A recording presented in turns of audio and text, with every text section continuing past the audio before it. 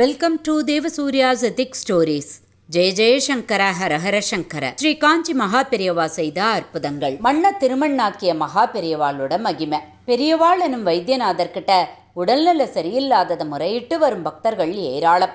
மகானோட திருச்செவியில விழணும்னு நினைச்ச க்ஷணத்திலேயே அவளோட உபாதையோ அல்லது உறவினர்களோட மோசமான நிலைமையோ பரிபூர்ண குணமடைஞ்சிருங்கிறது நிச்சயம். அப்படி ஒரு பக்தர் தன்னுடைய உறவினர் ஒருவர் சில நாளாக கோமாங்கிற தீவிர பாதிப்பிற்கு உள்ளாகி எல்லா மருத்துவர்களும் கைவிட்டு விட்ட நிலையில இந்த மாபெரும் தெய்வத்துக்கிட்ட சரணடைந்து அழுதுன்று நின்னர்.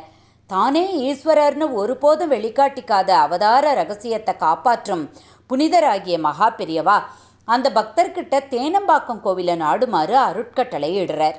தேனம்பாக்கம் கோவிலுக்கு போய் விபூதி பிரசாதம் கொடுத்தா வாங்கிண்டு வா அப்படின்னு பெரியவாளோட வழிகாட்டலோட பக்தர் அங்கே போகிறார். கோவிலுக்கு சென்றவருக்கோ ஏமாற்றம். சன்னதி மூடி இருக்க பெரியவா சொன்னது போல விபூதி பிரசாதத்தை கொடுக்க குருக்கள் யாரும் அங்கே இல்லை. கொஞ்சம் மனத்தளர்வோட பக்தர் திரும்பவும் வந்து பெரியவா கிட்ட நின்னர். சரி, பிராகாரத்தில் யாராவது விபூதி குங்கும பிரசாதத்தை போட்டுட்டு போயிருந்தா அதை எடுத்துன்னு வா அப்படின்னு மறுபடியும் உத்தரவு கொடுக்குறார். சோதனையா எப்போதும் எல்லா கோவில்கள்லையும் சுற்றிலும் தூண்கள்லையோ விளக்கேற்ற மாடங்கள்லையோ சிந்தி இருக்கிற பிரசாதம் இந்த பக்தர் தேடினப்போ மட்டும் சுத்தமாக காணலைங்கிறது ஒரு அதிசயம்.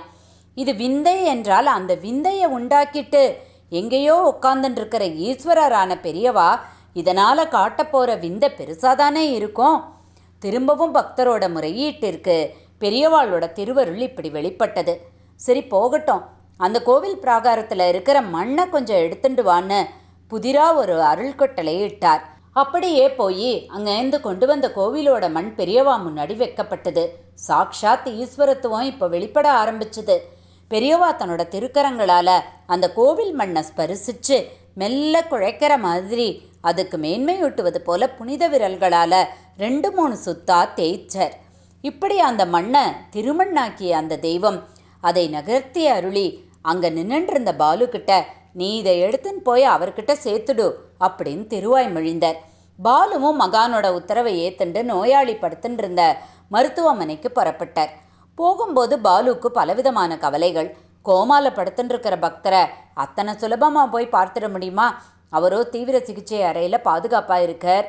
கண்ட நேரத்தில் பார்க்கவோ இப்படி கொண்டு போய் மண்ணை அவருக்கு இட்டுவிட சம்மதிக்கிறதோ கட்டாயம் மறுக்கக்கூடியதாக தான் இருக்கும். பின்ன எப்படி சேர்க்கலாம் அப்படின்னு குழம்பினபடியே பாலு அங்கே போகிறார். ஆனால் அந்த பெரிய மருத்துவமனையில் அவர் நுழைஞ்ச உடனே எந்த தடையும் இல்லாமல் அனுமதி கிடைக்கிறது அவருக்கு. கோமாவில் படுத்துட்டு இருந்தவரை அந்த பிரத்யேக அறையில் இவர் போய் பார்த்தப்போ அங்கே அந்த அதிசயம் நடந்தது. பிரஜையே இல்லாமல் படுத்துட்டு இருந்தவரோட தலைமாட்டில் பெரியவா பிரசாதத்தை வச்சுட்டோ சுயநினைவில்லாமல் படுத்துட்டு இருக்கிறவரோட நெற்றியில் அவரே உணராத நிலையில் திருமண்ணை இட்டு விட்டுட்டோ தான் வர முடியும்னு நினச்சி பாலு அந்த அறையில் நுழைஞ்ச போது தான் அந்த எதிர்பாராத நிகழ்வு நிகழ்ந்தது. நினைவே இல்லாமல் கண்மூடிய நிலையில் இருந்தவரிடம் பாலு நுழைஞ்ச உடனே மெலிதான அசைவு காணப்பட்டது. அவரோட கைகள் விழுக்குன்னு நீட்டப்பட்டு பெரியவாளோட பிரசாதத்தை கொடுங்கிற மாதிரி கையேந்தித்து பெரியவா பிரசாதமா கொடுங்கோ அப்படின்னு வாய் திறந்தே கேட்ட மாதிரி தோணித்து பாலுவுக்கு திடுக்குன்னு இருந்தது.